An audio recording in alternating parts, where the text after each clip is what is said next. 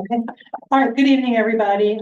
We have a little bit of a change. Absent our president and vice president. I'm going to go ahead and facilitate the meeting.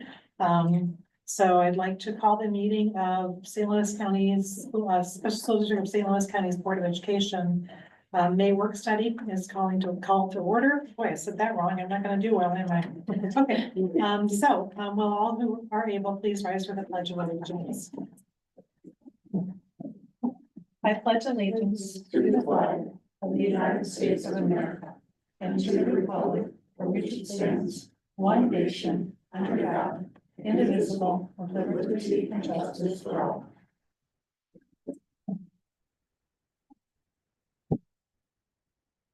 Mr. Faust, could we please have a roll call vote to establish a quorum? Yes. Director Adler. President Staten. Vice President Cooney. Director Suda. Present. Director Sartorius. Here. Director Beaver. Here. Okay, we have 3 of 6 sitting board members, so we do have a quorum. Welcome everyone to this evening's work study. We'll now proceed with tonight's agenda. May I ask for, shall we change the agenda to have, let's go ahead and have Ms. Nelson sworn in. Okay, so I'd like to invite Nelson to the podium and ask Tom Giles to administer the oath of office to the newly elected Sub-District 4 representative. Congratulations, Ms. Nelson.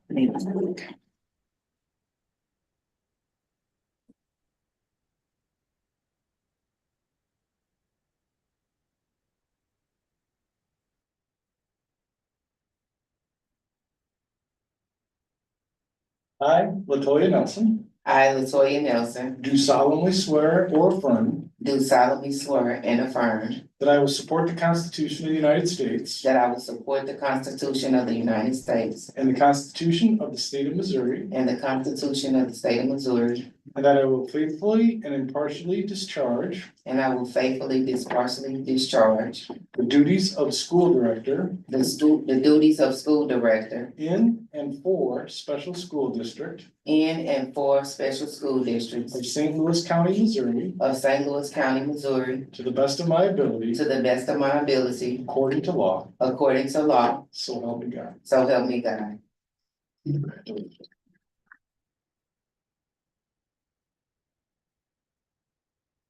Thank you all. I'm pleased to welcome our newest board member, Latoya Nelson, who will be representing Sub-District 4 as a resident of Ferguson, Florida.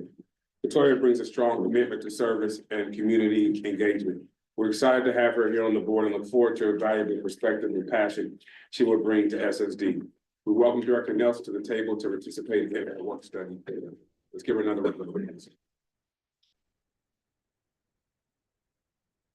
Tonight, we will first discuss music here tonight, music insurance coverage and the benefits moving forward to this in July. And then we will have our final draft of the 25-26 budget document that the board will be voting on during the 27th business meeting.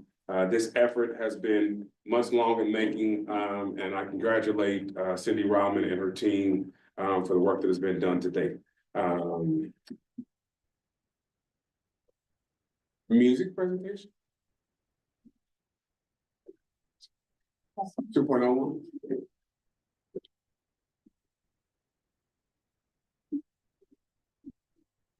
Good evening, President Staten, board directors, Dr. Macklin, and community members present with us in person and on live stream. I'm Dr. Katina Lyles, Chief Human Resources Officer.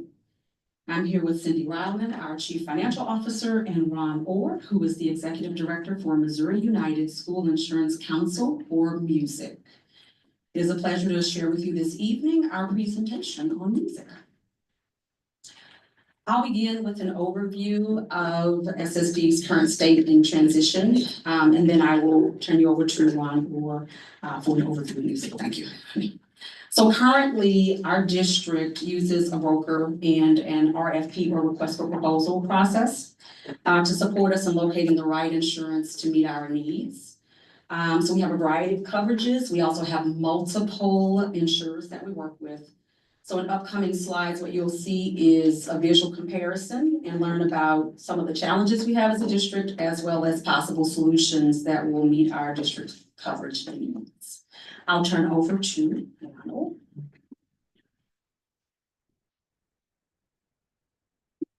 Well, it's a pleasure to be here with you tonight. As you mentioned, my name is Ron Orr. I'm the Executive Director of Music. I've been in that role for about 3 years. Prior to that, just for background, I spent a little over 20 years as a CFO in Pattonville, so I'm very well, I know public education extremely well. It's a near and dear place in my heart, and really love doing this work.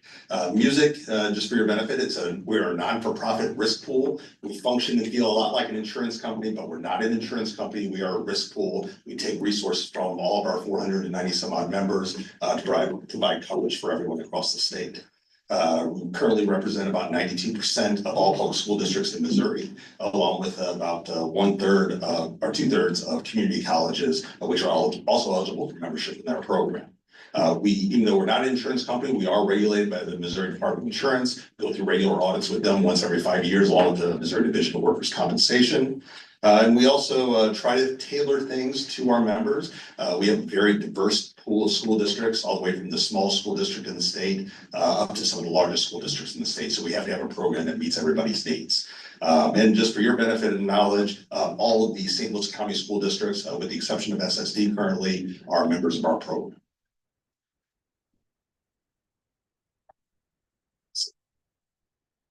So the next slide kind of gives you an overview of what your current structure looks like with insurance. We use a variety of different carriers for a variety of different coverages. As you move forward into next year, one of the things you'd likely be facing, which would be common in the industry for straight insurance, is probably about an 8 to 10% increase in your premiums. And along with some changes that carriers are continuing to push out, some of those would directly affect you. First off was for the last several years, the insurance market has been moving to a percent deductible for wind and hail events. Here in the Midwest, those are very real things.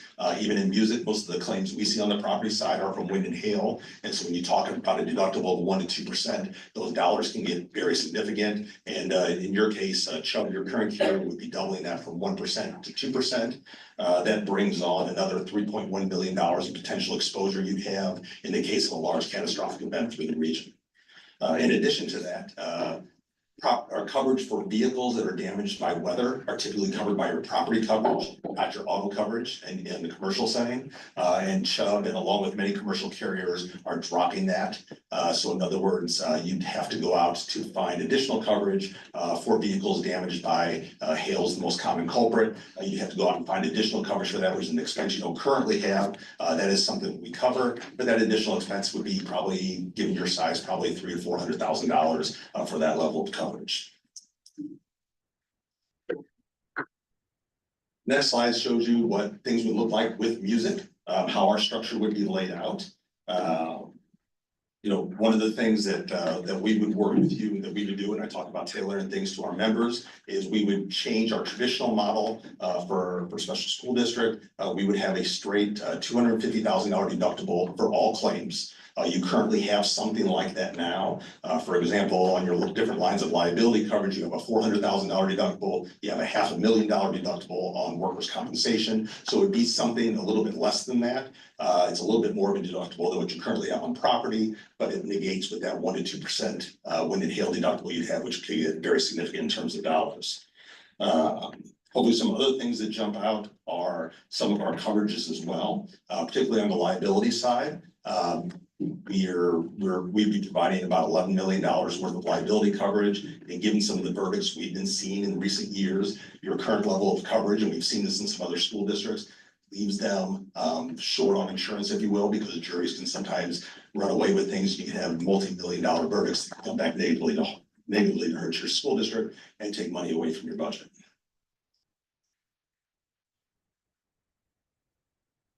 And then finally, on the next slide, kind of shows you, there's a couple of tables. I'm talking to the one, I guess it's showing on the right.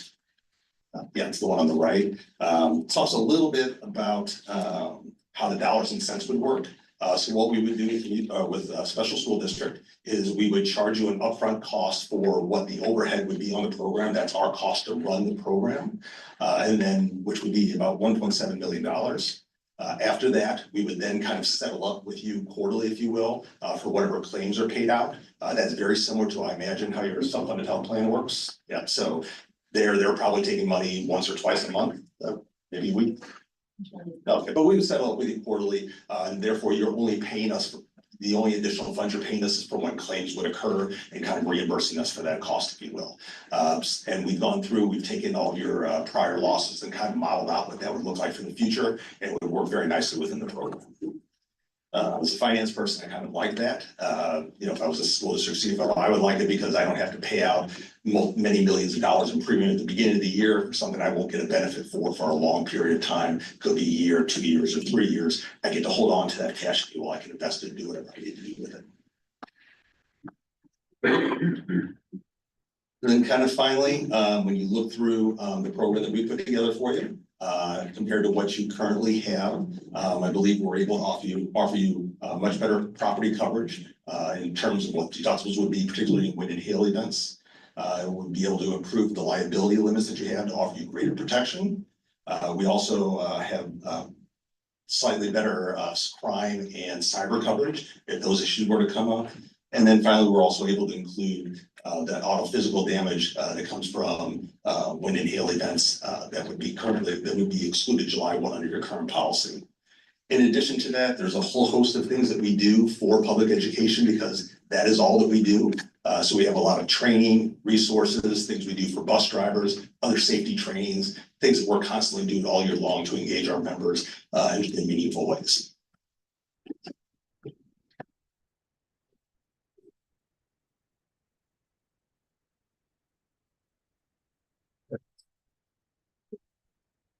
So really, our goal was to look at what might be some potential cost savings, what coverage options might look like, looking at current versus what music could potentially provide. So what benefits for the district. The goal is to outline those for you, and also accessing one provider. I wanted to share more about music with the board and what they could provide. Are there any questions that you might have for us? Hi, yes, thanks for the presentation. On slide 5, we have a deductible is that $250,000? Is it 25 or 250 on the right hand column? It's tiny.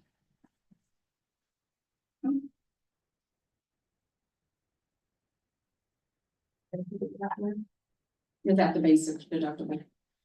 Sorry, Is it the basic? If you go over? yes, yes. Yes. Is that per occurrence or per year? Per occurrence. Per occurrence. I have a question. I come from like a healthcare background, and so I understand insurance from that level. And I'm just wondering, you said this is not like a traditional insurance company, it's a shared risk program, and I'm just wondering, because it is shared amongst the state, so geographic location. Is there any concern or risk that by investing here, like if there was a natural disaster that affected a large portion of the school districts across Missouri, that, you know, you may not have enough funds to meet all of like a traditional insurance company might have? So that's my. No, really good question. On the property side, we self-insure a big portion of the first losses that we take on, but knowing that something like that could happen, we actually buy $1 billion worth of excess coverage that would come in and sit behind in various layers if something that catastrophic would ever happen. And just for comparison, we just had back on March 14th, we had our single largest property claim ever across the state because of the tornadoes. There was a good dozen of them, and that was only around $70 million. So far away from those types of limits that we have in place. And then if something was to get that bad, then you were also talking about resources from the government coming in and things like that, FEMA assistance, things of that nature. But we do buy $1 billion worth of coverage just in case that were to happen. Good question. Hi there. Thanks for the presentation. I'm sorry. I have a question following up on that per occurrence deductible. How many claims do we have on average per year that would fall between that 25 or $50,000 deductible, which is $50,000 per occurrence deductible at this moment? I don't know that off the top of my head. I can get that information. Just wondering if this is gonna end up costing the district more because of it.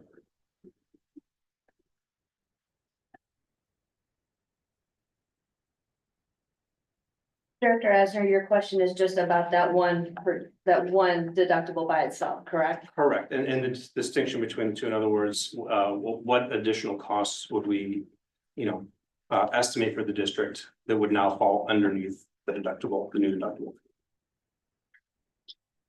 Thank you.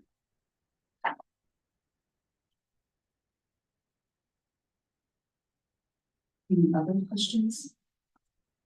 Okay, any other questions? Thank you all. Thank you. Thank you very much. I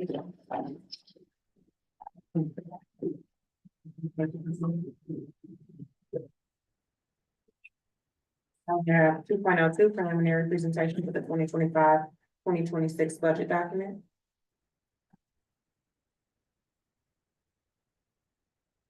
Just didn't sit back there. Welcome back.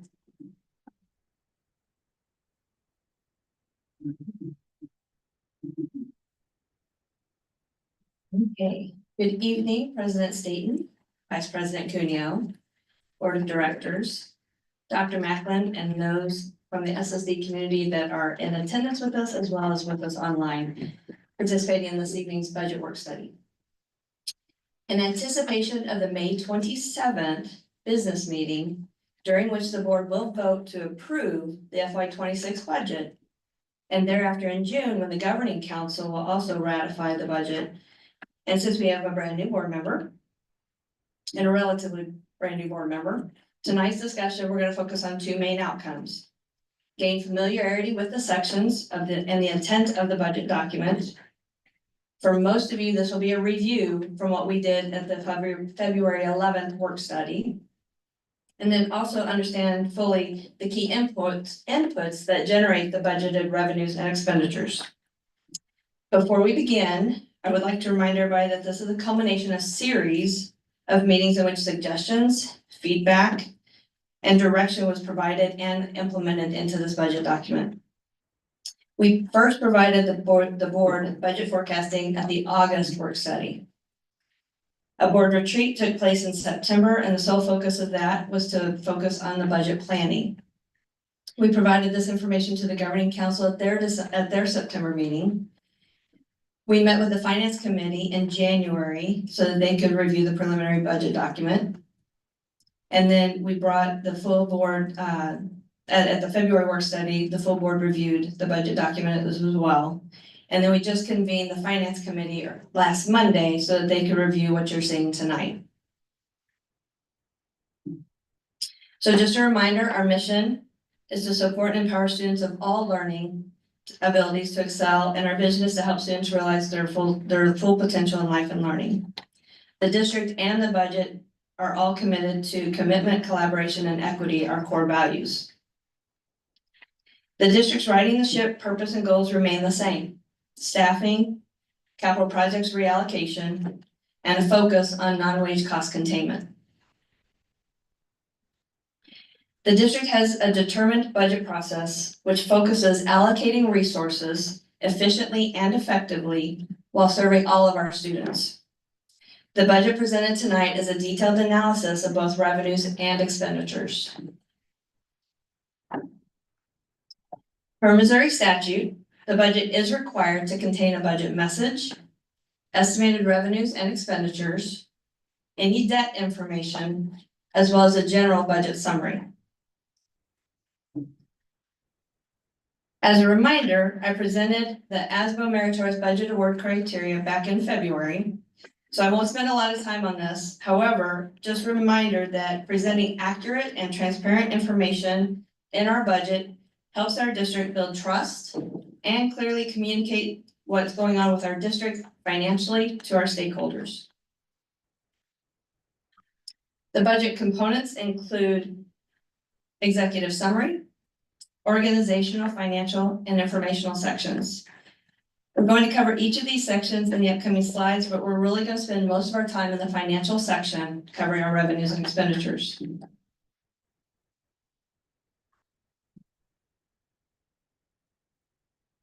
The executive summary is designed to be a liftable, standalone component.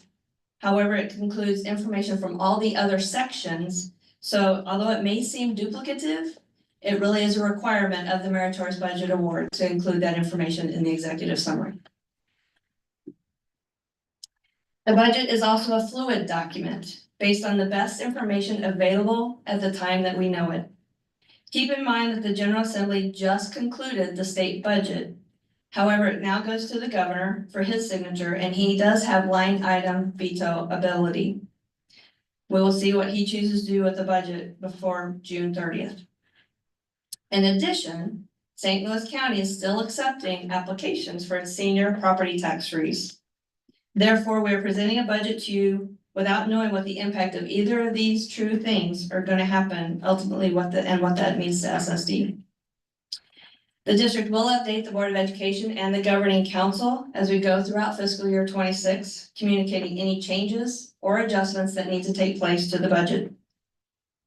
The budget acts as a financial guide for fiscal year 26, helping us to continue righting our ship and reducing any deficit.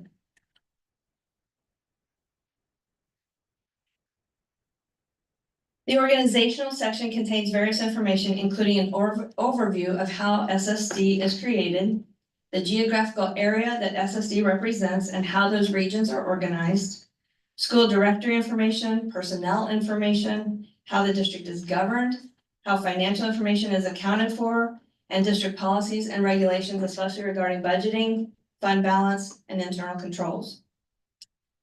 This section, what I kind of like to refer to as it helps anyone who's new to St. Louis County or new to SSD really get an understanding of how we exist, how we're organized, and how we're governed.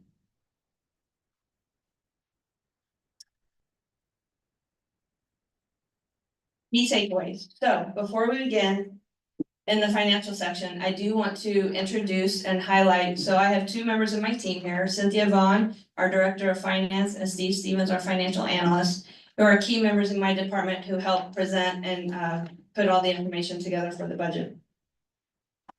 So key takeaways that I want to focus on before we really start diving into the slides and the financial information. Number one, we are completing year one of a multi-year plan. So we've been very successful in year one, but we still have more work to do. Year two will continue to include the reduction of staff without impacting services to students. So we want to reduce the impact from the classroom, as far away from the classroom as possible. There's still more work to be done. However, there has been a lot of hard work done by a lot of many people in the district to help us make the best budget presentation for tonight. Fiscal year 26 budget reductions have taken place in a variety of areas, not just in staffing, but also in purchase services, supplies, and capital, which we'll review on later slides. Additional takeaways. There are still many assumptions still in this FY 26 budget, including the unknowns at the state level, the unknown at the property tax freeze that we just mentioned, and then there still remains some questions at the federal level as well. Ultimately, there is fluidity in the district budget. The fiscal year 26 budget will be a financial guide for us as we go throughout the year.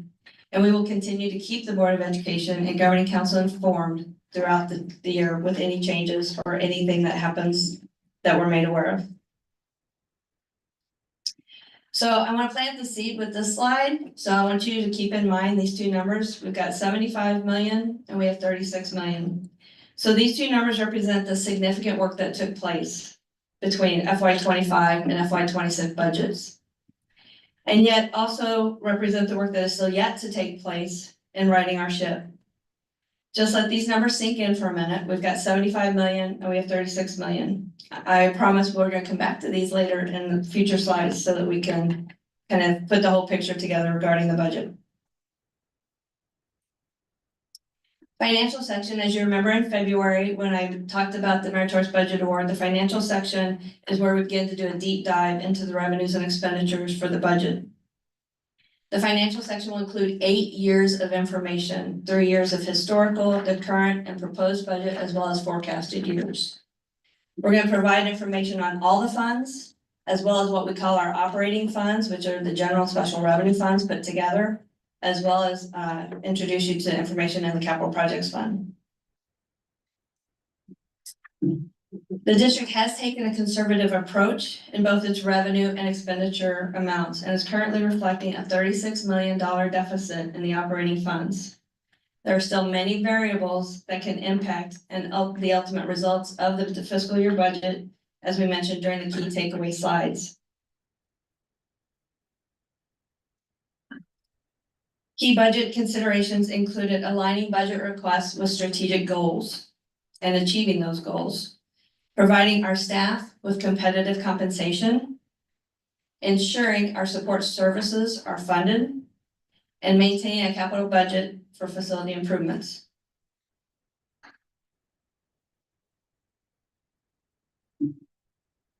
With a conservative approach, the district worked to maintain a targeted fund balance to ensure that continued cash flow for the district from July to December.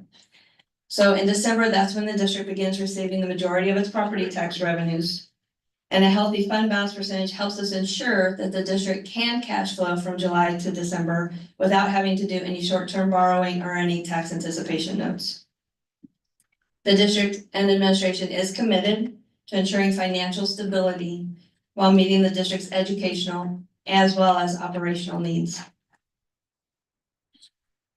So let's focus on our revenues. We'll start with local revenues. Calendar year 2025 is a reassessment year, which means our properties get reassessed. The assessor will come out and do that. The county reassessment totals just over 15% for calendar year 2025 so far, resulting in just over $40 billion of assessed valuation for St. Louis County and for SSD. As a result of the Hancock Amendment, the district's tax rate is projected to roll back to 0.8595 cents. The tax rate won't be completely known or certified until late September, because we have to certify it with the county by October 1st. Current property taxes are estimated to increase over the prior year due to the reassessment information. And in addition, Proposition C, or what we call our sales tax revenues, are estimated at a per pupil rate of $1,495. This revenue source depends on the health of the economy as well as the spending patterns of our taxpayers. So we will keep an eye on this to see what happens. We all know that tariffs are taking place and other things are happening, but we will keep an eye on this and what happens with that revenue stream as we progress through the year. These next few slides, I wanted to highlight the district's investment strategy. So this is kind of new, and so I wanted to take some time to really focus on that. Historically, SSD has kept its investments in a shorter term approach. The following investment strategy focuses on keeping funds more fluid than others, so a more liquid opportunity, by adopting a philosophy of matching our expenditures or our outflows with the monies and investments maturities. So what we're trying to do is we're trying to align our investments with how we're also spending our money and our balances. So understanding that we receive the majority of our monies in December, through our property tax revenues, and January, we wanted to make sure that we were not just keeping all of those funds liquid in our report account or our depository account. So typically, if you have money in your bank accounts, you would earn interest on those monies. Those interest rates or interest income earned on those funds are tied to the federal funds target rate that the Federal Open Market Committee has been cutting over the last few months. So what we were trying to do, the strategy that we are implementing enables the district to take advantage of property taxes and invest strategically to maximize our investment earnings while the federal funds target rate can potentially be decreased. So we had conversations with our investment representatives, and that led us to long-term investment strategy that includes the following. So I'll explain the colors. So the dark green at the bottom, that's our liquidity target. So it's about $52 million liquidity target. And that's primarily comprised of keeping things in liquid accounts or liquid products, things that are easily accessible and drawn down. The teal or the dark blue color represent our current and proposed $50 million reserve strategy. So this is combined of a limited fund of 10 million and then a 24-month ladder. So what that means is we would invest 10 million for 6 months, another 10 million for 12, another 10 for 18, another 10 for 24. So every 6 months, we're evaluating, do we want to keep that liquid and just let it mature and come down into our bank account? Or do we want to reinvest it at longer term rates? The gray are short-term investments. So this is what we've typically done as commercial paper through various banks that we that we work with. The light green is proposed short-term operating investments that we could do down the road. So they're not committed at this time. And then the blue at the top would represent our excess cash that would be on hand. So this yield curve is, I wanted to include this here because it shows that short-term rates are volatile, right? And that they're expected to drop as the Federal Open Market Committee continues to have conversations about inflation and reducing the federal funds rate. However, longer-term rates are eventually expected to normalize, therefore allowing the district to earn a higher interest rate on its longer-term investments. So this slide just kind of shows our investment portfolio. I try to include investment information as a monthly report in the financial statements. So you'll see investments on a monthly basis as well, but just kind of get an idea that as of February, these are the investment types that we had, the commercial paper, the investment pools that we're in. And then you can see the pie chart as by percentage as to by the investment entity as well. Trying to maximize our revenues as best as we can. Moving on to state revenue highlights. So primarily our state formula, our state revenues include our basic formula. So what I did for the budget presentation for tonight is the state adequacy target of $6,760 was used for our basic formula calculation. The state legislature did pass the budget this last week that included a state adequacy target of $7,145. However, the governor still has line item veto ability and he could choose to change that because his initial recommendation was 6760. So we'll see if he actually keeps the 7145 in the state budget or not. If the state funds $7,145 for the state adequacy target, the opportunity for SSD to come off of being held harmless under the calculation and actually be on the formula is possible. So we'll know more for sure later as we start getting our formula calculation once all the school districts have submitted their annual Secretary of the Board information. And that helps the payments in the fall become live. It's live data with weighted average daily attendance, membership, and all the components that are in the calculation. But if we are on the formula, if they fund it at 7145 and we are on the formula not held harmless, it could potentially be an additional $2 million of state aid to SSD. Classroom trust fund monies, or what we call gaming monies, are projected based on $576 per weighted average daily attendance, which unfortunately is down from fiscal year 25. And that has to do a lot with the lottery ticket sales. They have not been what they used to be. I don't know if you remember back in early 2024, there were a lot of huge jackpots that were out there and people were playing and everything on that really drove up a lot of the gaming revenue. That hasn't been the case in 2025. And then finally, the state is still committed to fully funding transportation at 100%. And to SSD, that's about $24 million.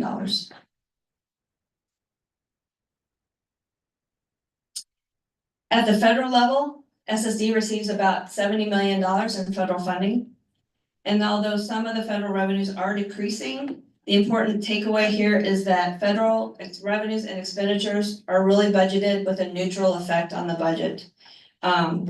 And so typically what happens with federal funds is we spend the money first, and then we ask for reimbursement from DESE and draw it down to reimburse us. So that way we avoid any Cash Management Investment Act penalties or fees because districts are not allowed to earn interest on federal funds. So most of our federal funds are on a reimbursement basis. So this is a summary of all funds and all revenues by source, so local, county, state, federal, et cetera.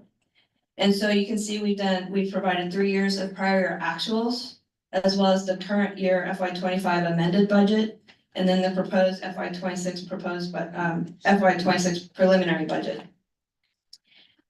The total revenues for right now projected for FY 26 are $579,598,108, which is approximately $4 million more than FY 25 budget. And there was an anticipated $8 million increase in property tax. However, it is offset by the investment earnings that even though we have a long-term investment strategy, we do have less fund balances to actually invest our monies in. So it's a slight offset. The next slide, this is a pie chart of our FY 26 revenues. Just again, I believe people learn differently. Numbers, pictures, visuals, and so this is just a visual presentation showing how heavily reliant the district is on local revenues.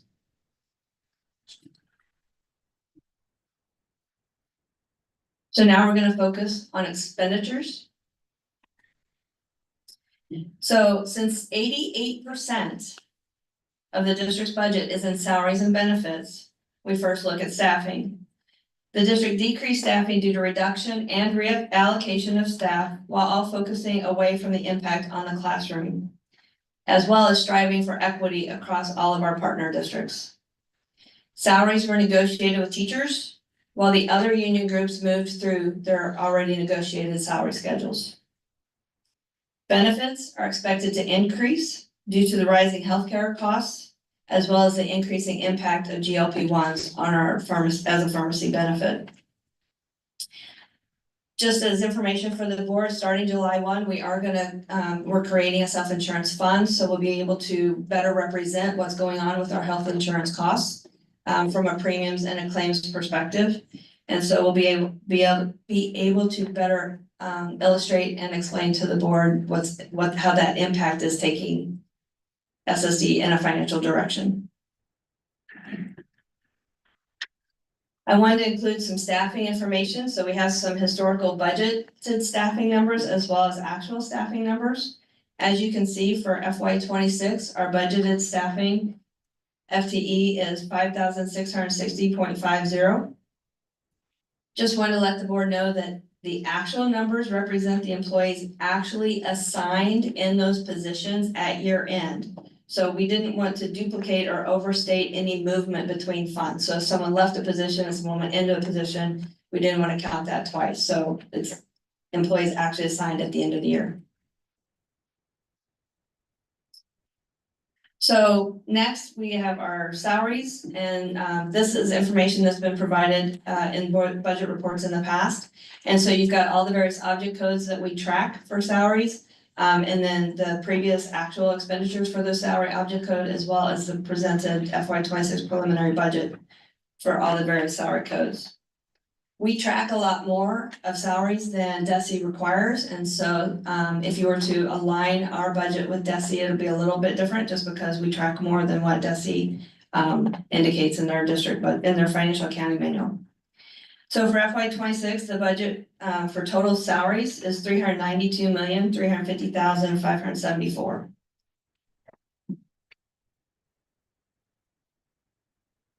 The benefits slide also shows benefits by budget code, by object code. As you can see, benefits are decreasing overall due to the reduction in staffing. However, the medical insurance object code is showing that large increase due to the anticipated increasing cost of health insurance. We will have a better picture of benefits when we get to the winter months, because we'll have actually all the people hired in their places, as well as they'll have gone through open enrollment, and so we'll know what kind of choices they've made for insurance and everything going forward. The FY 26 budget for the total benefits is $140,203,817.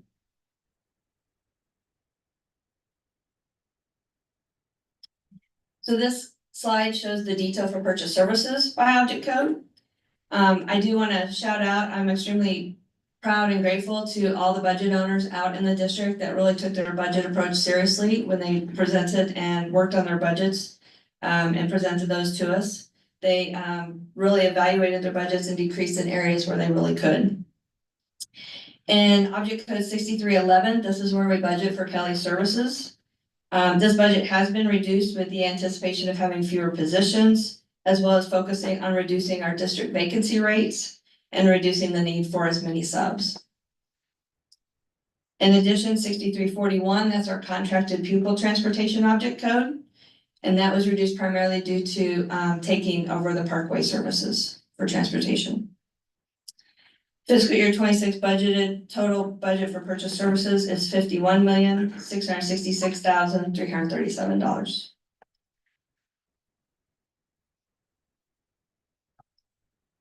So next we have supplies broken out by their object code. And as you can see, many of the object codes in the supply budgets were reduced. Regarding electric and gasoline, we're gonna keep our eye on that because we're not real sure what might happen regarding economic influences as well as rate changes and stuff. So we'll keep an eye on that. And if anything changes, we'll bring that information to the board. Fiscal year 26 budget total for supplies is $19,433,548. So this is the financial summary for all funds. So we've got all of the revenue and all the expenditures together in one picture for all funds. And as you can see, we're still providing the 3 years of history, the 3 years of actuals, the current amended budget, and then the preliminary budget for fiscal year 26. And the overall budget deficit for all funds is approximately $39 million. So total revenues for all funds is $579,598,108. With total expenditures of $619,575,882. The slide I like to focus on the most, though, is our operating funds, right? So general and special revenue fund make up our operating funds. And so again, we've got our 3 years of history, and this time I included the original budget as well as the amended budget for fiscal year 25, and then the fiscal year 26 preliminary budget. You can see the overall budget deficit for fiscal year 26 operating funds is approximately $36 million. So remember when we stopped at that slide and we had 75 million and we had an arrow going to 36 million? This is where I want to draw your attention back to that and reflect on that again. So again, a lot of hard work went from 75 million to get us down to 48 in the current year that we're in. And another lot of, in addition, a lot of hard work also went into getting us down to 36 million for a fiscal year 26 budget. So I just wanted you to kind of reflect on that for a little bit. In addition, you can see that our estimated fund balance percentage for fiscal year 26 is around that 38% fund balance.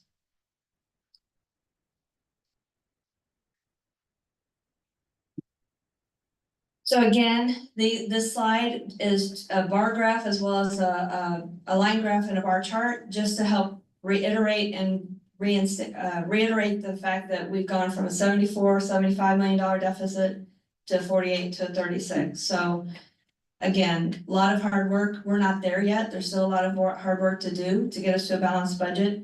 But we are making progress and we're moving in the right direction.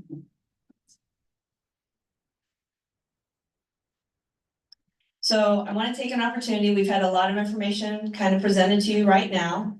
So at this time, I think you have Post-it notes. So if you would take an opportunity to reflect on what's been presented regarding revenues, expenditures, and the fund balance and the deficit, and just come up and put your thoughts, your reflections on the flip chart paper up ahead from your Post-it notes. We'll take about 5-10 minutes to kind of give you time to reflect on what's been presented so far. And then we'll go through that exercise and then we'll continue.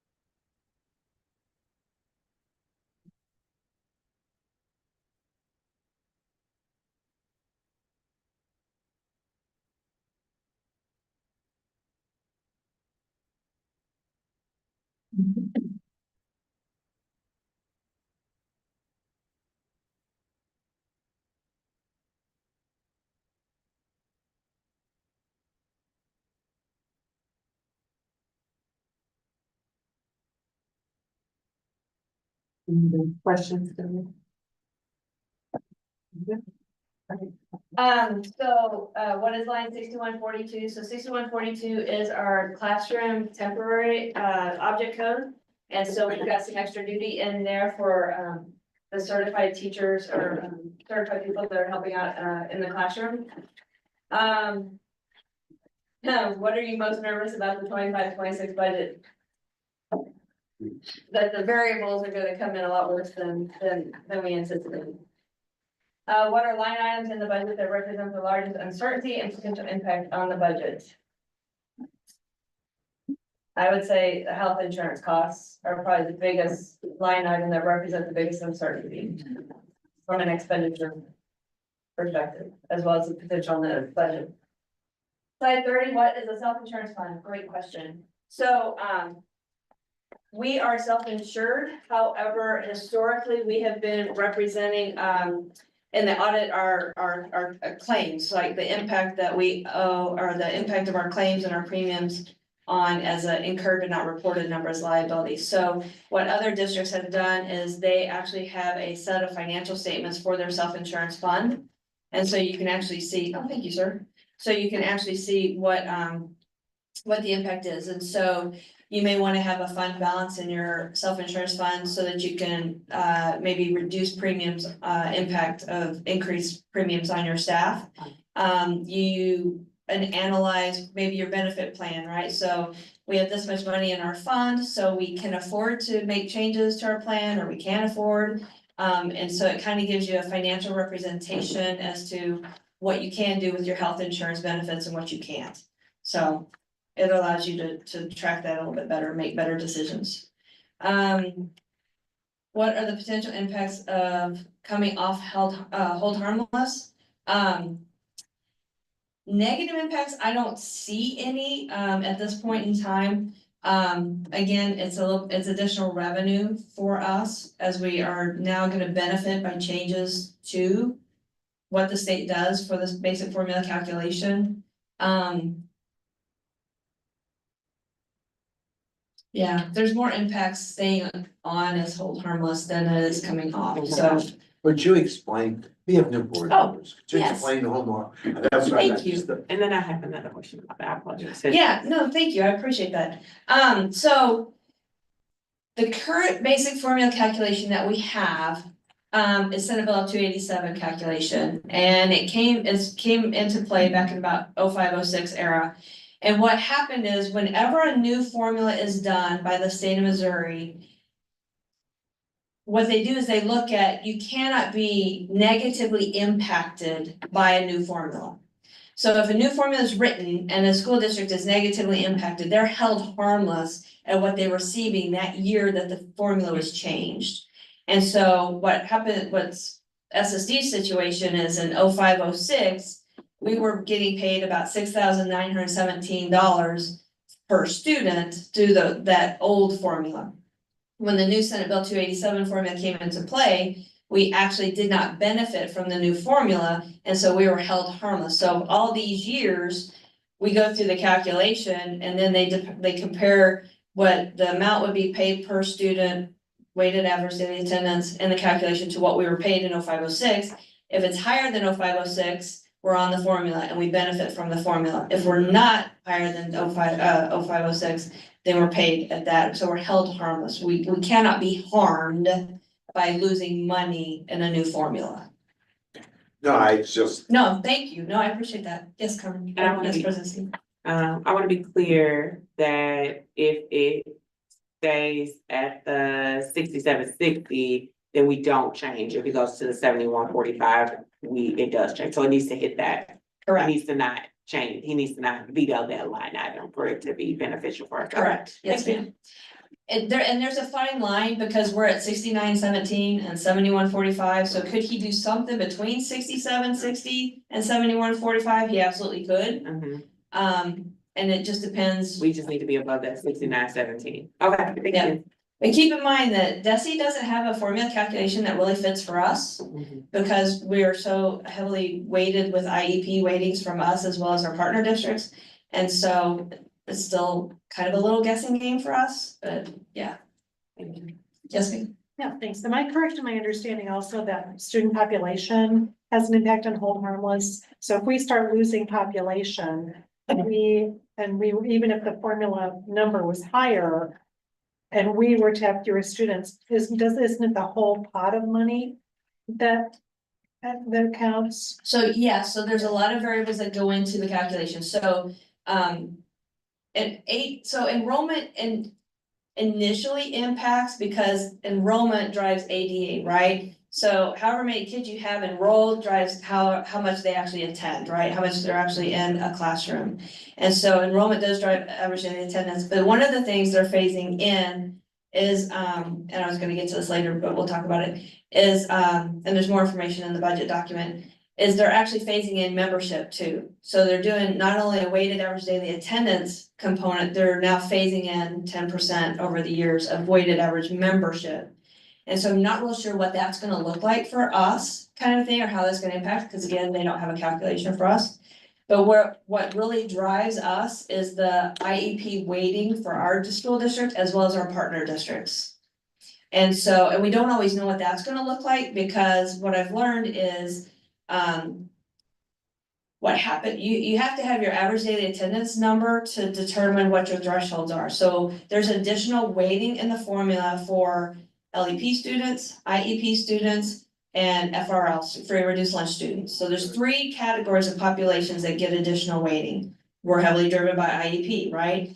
Our partner districts don't know what their weighted average daily attendance information is until technically the year end, unless they estimate. So we can't calculate that threshold for them to know what additional IEP weighting we're gonna get as a benefit of theirs. So whatever they get, their additional IEP weighting in our partner districts, that comes to us. So again, enrollment, IEP students and how that is over the threshold or under the threshold drives funding for us as well. It's a complicated answer, but I hope It's a I, complicated formula. Thank you. it is, yes. Yes, Aaron, yes, Mr. Director Beaver. Sorry, you're okay. So this is kind of back to that self-funding plan question. Who will decide how benefits might change on that? Is that like the board? And maybe this is probably a silly question, but Just really a question for the chief HR officer. oh, So, benefit changes, we don't have an insurance committee, do we? We do? So there would be an insurance committee meeting that would take place to review any changes. Well, the Fed's increase from 12% to 25%, I thought full funding was 25%, but the Fed has never done it. I was going to step. My understanding is that full funding was originally set up in IDA at 25%. It's never happened. Is there any push to have it go up? Oh, okay, so fully, if the Fed's are gonna fund IDEA at the federal level, Right, I keep hearing that and then it never happens. I'll have to look into that. I am not sure. But it was originally set up at 25% when it first started. It's never been there, but Yeah, I don't know if they'll get there or not, but I mean, it would be fantastic for us, but I've never seen it occur. And it's always hovered right around 12-13%. we'll keep an eye on that. I was wondering, because I was wondering. It might not be a bad idea to talk to our legislators and our senators and go back to see. What was your original plan? It's never been there. Okay. This is the hold harmless and formula calculation. Yep, sorry, yep, thank you for that. Another hold harmless for board members. Our new money for FY 26 now at 3.9. Okay, so the new money technically is the $8 million from the property tax increase. Technically reduced by the offset of the interest earnings. Is the new money 3.9 million? I wouldn't necessarily say that per se. The strategy would be that we would invest to try to not have a decrease in investment earnings, but there is all that possibility because of the reduction in fund balance. I don't know, I wouldn't say that, but there could be an argument. I'll get back on that one. Let me digest that a little bit further. Are we on the community eligibility plan for free or reduced lunch? So we still have schools that qualify for community eligibility provision. I did learn something. We actually still do take applications because the applications still do benefit our families. Even though we do have CEP buildings. But yes, we do still have community eligibility for our families. Could we please revisit GLP-1 costs and possible alternatives? Yes, we will absolutely be bringing some information, I think, forward on that. And will we be able to raise the tax rate on the aggregated county amount? So the tax rate calculation is determined and is formal by the state auditor's office. It's a form that we fill out based on the data that we have on our assessed values. And so the only way typically to raise your tax rate is to go before the voters. So typically, yeah, we don't raise tax rates unless the voters actually approve it. That was my question. That's not quite the intent. I'm sorry if it wasn't Okay. clear. So, in September, when we set the tax rate, we have the Hancock Amendment, which allows us to go up by a particular amount. And if there's a senior property tax freeze, are we able to put that percentage on the entire community assessed valuation? So that, and I don't want to harm people with giant tax increases. But do we not tax the entire pool?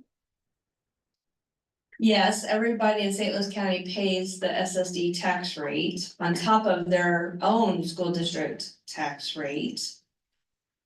But I think I'm missing your question. So we could lose money gradually by the senior property tax freeze. Because those taxes will be held in place. Right, it's a revenue suppression in a way, because it's they only pay based on that rate at that time. But we are able to gather based on the aggregate total in the county. So would we not still be able to get whatever percentage more, 2% more, or whatever that is, from the entire pool? Which would unevenly affect some taxpayers who aren't frozen. And I've asked that question before and I've gotten the same response, but I think it's a question we might have to wait to see what happens. Yeah, I would wanna meet with Director Smee at the county government offices after June 30th, just to kind of see what all happened, what it's looking like, and what the anticipated effect could be. Okay, it seems to me that we could still just get an increased dollar amount. We want to be careful not to harm people, but yeah. That when we calculate our rate, it's based at the assessed values as they are set without any senior freeze involved. The senior freeze comes later when they get a credit. But the rate is set without any regard for the senior freeze. That makes sense. Yeah. So people who are frozen get a credit. Yes, okay, Okay, so we would never be so we hurt. could have a, Yeah, we'll get hurt because Yeah. we won't get as much. For revenue. But the rate is set as if the senior freeze didn't exist. that So- helps me understand, thank you. Okay, so when the assessed values are reported to us on the county website, it won't be net of the senior freeze Correct. assessed values, okay. So we could really take a beating. Okay, thank you. To clarify, are we going to then be reimbursing the credit? Are we gonna be paying the credit back ourselves, like SSD? No, we just won't get the revenue. Then the next year, could we figure out how much that is and then increase our tax rate in quarter? So there is an ability to recoup Yeah, when there's a reduction in assessed value, but I don't know if that's gonna apply going I would forward. think it would not apply. Yeah. Just property taxes. all right, that's, Might be that. Again, we're kind of in unknown territory. Good questions. Okay, we're gonna move on a little bit. Mark's gonna give me my slides back.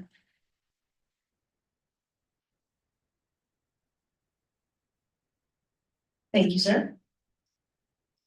Okay, so I presented this in the past to the board, just again, keeping it in front of you. So knowing that riding our ship is a multi-year plan, it's important to keep our eye on our forecast, right? To know kind of what strategies we need to implement in the future years and what decisions need to be made. So even though there's a $36 million deficit, we still need to work to reduce that deficit down to a balanced budget. We'll need to continue to focus on salaries and benefits, especially as we enter FY 27 and FY 28, fiscal years 27, fiscal years 28. There is a potential to have a balanced budget with a healthy fund balance by fiscal year 29. But it all depends on our district strategies moving forward regarding our budget and our decisions.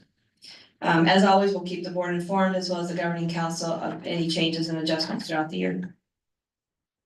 The next slide I like to keep in front of the board as well, just showing what our previous path was regarding our fund balance and the decline that we were facing. And then what our projected fund balance, the blue line is moving forward.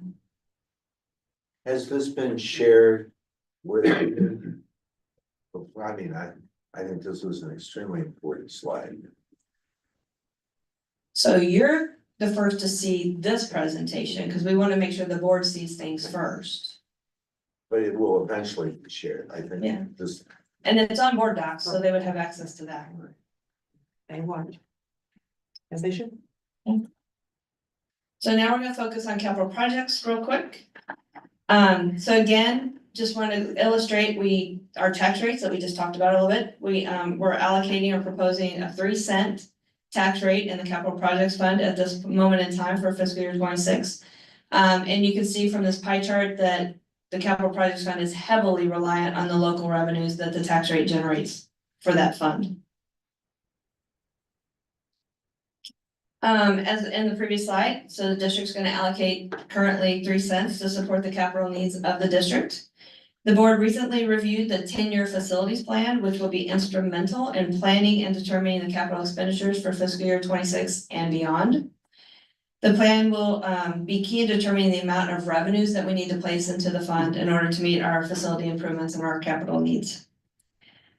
Just a reminder for the board and the new members, so our district does not have any general obligation bonded debt, so we don't have a debt service fund. However, we do have certificates of participation, which have to be paid out of the capital projects fund.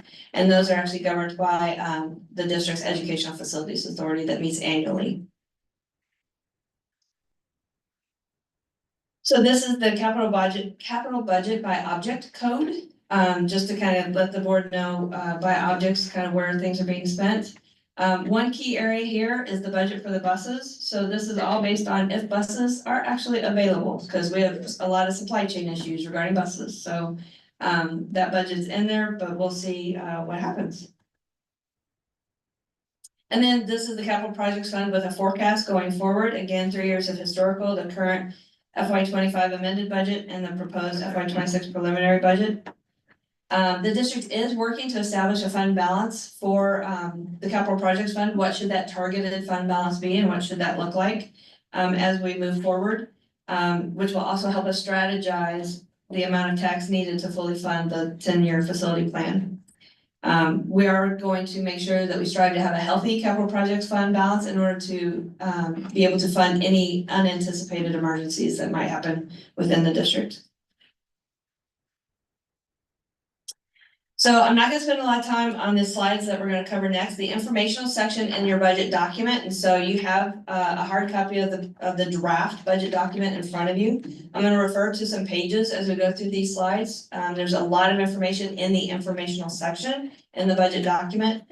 So we'll just kind of go through these quickly, just so you can review them at your convenience, but just kind of get an idea of what else included.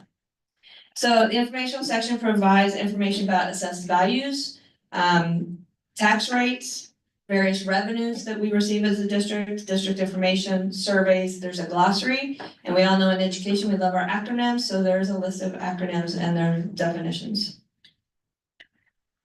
So we get our assessed value. We kind of talked about this already just a moment ago, but we get our assessed value information from the St. Louis County website.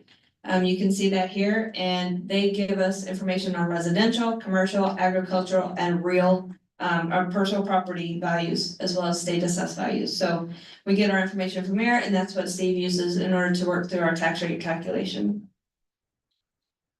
And then you can see the pages. We are working on pagination and formatting, so we will make sure those are absolutely accurate and everything, but these were the page references at the time for those assessed valuation information.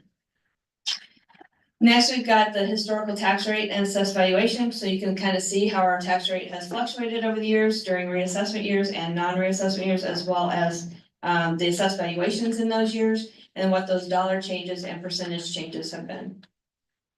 Next slide just represents the tax rates by fund. We kind of talked about this when we looked at the capital projects fund, but this would be the estimated tax rate by fund, but it will be provided in certainty in late September, early for our October 1 certification when we go through that process. This slide I always like to include, you'll see it again during our tax rate hearing and tax rate presentation, but this also helps taxpayers and stakeholders understand the impact on them as a property tax owner. So you can see residential real estate's assessed at 19%. And then on the next slide, we actually see the calculation. So this slide shows the calculation of the tax rate on a homeowner with a home market value of $300,000 and then the change over time. So they will be paying $60 estimated, $60 less than the prior fiscal year, which is about a 30% drop from 10 years ago in 2016. So this slide references the governor's budget recommendation. We've kind of talked about this already, where the budget includes the conservative state adequacy target of 6760, which is what the governor had originally recommended. So we'll see more information, and then there's more detailed information and calculations for the weighted average daily attendance calculation in the budget document, as well as the state basic formula calculation in the budget document. So if you want to dive into the numbers and the data, those pages are in the document. So as part of the Ameritrust Budget Award, we include district information in the informational section. And so you can see some samples of what information is included, as well as survey information. And this comes from our panorama information and survey data. And so those are included in the document as well. And you can see those page references there. And then finally, as I said, we include glossary of terms and then a list of acronyms to help readers get acclimated to education terminology. And those are all in the document as well. So that concludes my budget presentation for tonight. What questions do you have? In addition to anything you've already asked? Yes, ma'am. Yes. What are certificates of participation? I had to actually get a little educated on this too, because I'm very familiar with leasehold revenue bonds. Certificate of participations are very similar to leasehold revenue bonds. It's an alternative way of doing debt. So it's not a general obligation bond that you would do, it's actually a certificate of participation. So it's just a different form of debt. It's not bonds that people would buy from us. They're participation certificates that are, I think they're sold actually on our behalf. So is our indebtedness reported here? Where do we find that? It's in the informational section. There are pages referenced for the certificates of participation in the budget document. Okay. And so, yep, all that, there's like 3, maybe 4 pages dedicated to the certificates of participation. Do you know how much they are? It's just over 4 million, I think, for principal and interest. Okay. And when we go to the capital projects fund, the report, when you see other, below capital outlay, that other is those certificates of participation. Thank you. Yeah, absolutely. And then how do we pay those back? How much per year do we pay on it?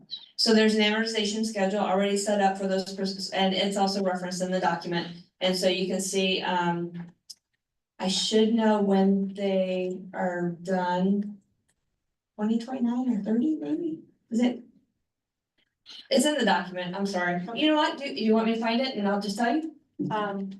I'll dig into it. It's something, this is a whole new concept for me. Yeah, so it is in here,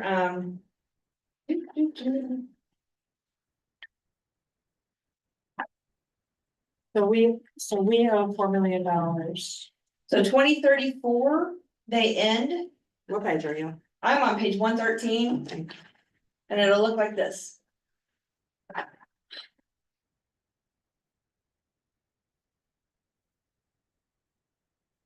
So pages 111 to 113 is about our certificates of participation, which is considered debt, just not general obligated debt.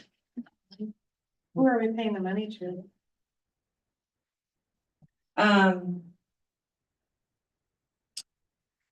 Stiefel is our underwriter. UMB Bank is the administrator,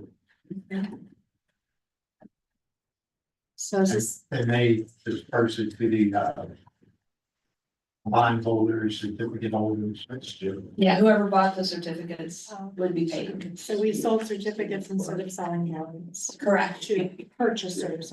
Yes. Yeah. I'm not sure who Okay. would have purchased one, but yes. Does that help? Yes. Oh, yes, sir. Can we look at pages 144 and 145, please? Absolutely. 144, 145. Yes. Explain to me the difference between the 2 pages. Oh, what's the difference? Yeah. Oh, SDNEA 10 is 144 and SDNEA 12. So we have 12-month teacher schedule? It's 10 and 12 months. Yes, Yeah. sorry, Well, yes. thank you. Okay. What else? Any other questions? Or feedback? Thank you. Feedback You're is, welcome. thank you for all you do. Yeah. Amazing, very.